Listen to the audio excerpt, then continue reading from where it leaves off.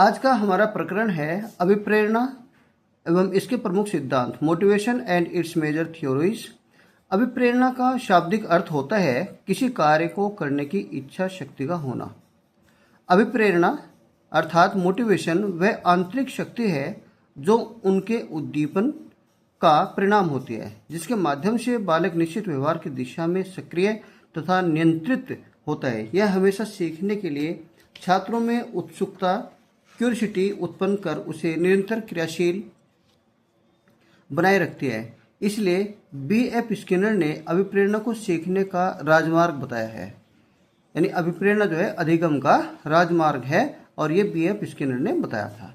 यह व्यक्ति के समग्र विकास एवं सफलता प्राप्त करने का महत्वपूर्ण स्रोत है। अभिप्रेरणा सामान्यतः किसी आवश्यकता से प्रारंभ होती है तथा लक्ष्य प्राप्ति के उपरांत समाप्त हो जाती है। अभिप्रेरणा के अर्थ को स्पष्ट करने हेतु मनोवैज्ञानिकों द्वारा कुछ परिभाषाएं दी गई हैं, जो इस प्रकार हैं। गुड के अनुसार क्रिया को उत्तेजित करने, नियंत्रित करने तथा नियंत्रित रखने की प्रक्रिया को अभिप्रेरणा कहते हैं। बर्नार्ड के अनुसार जिस लक्ष्य के प्रति पहले कोई आकर्षण नहीं था, उस लक्ष्य के प्रति कार्य की उत्तेजना ही अभिप्रेरणा है।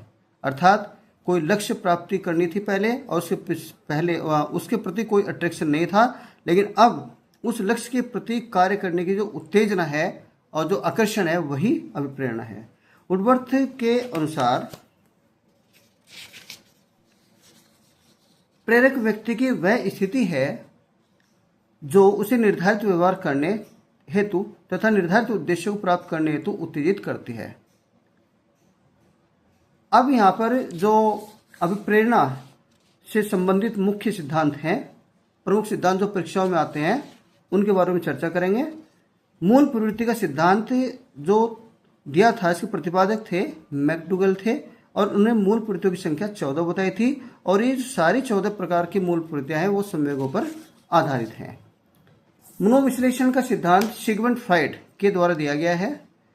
अंतर्नाद का सिद्धांत हल के द्वारा दिया गया है। प्रोत्साहन का सिद्धांत इसके प्रतिपादक है बोल्स तथा कॉफमैन। शरीर क्रिया का सिद्धांत इसके प्रतिपादक है मॉर्गन। अधिगम सिद्धांत इसके प्रतिपादक है कर्ट लेविन। तो ये अभिप्रेरणा के कुछ प्रमुख सिद्धांत थे जो परीक्षाओं में आते हैं। मिलते हैं अगले वीडियो में, तब तक के लिए आप सभी को मेरा हार्दिक नमन।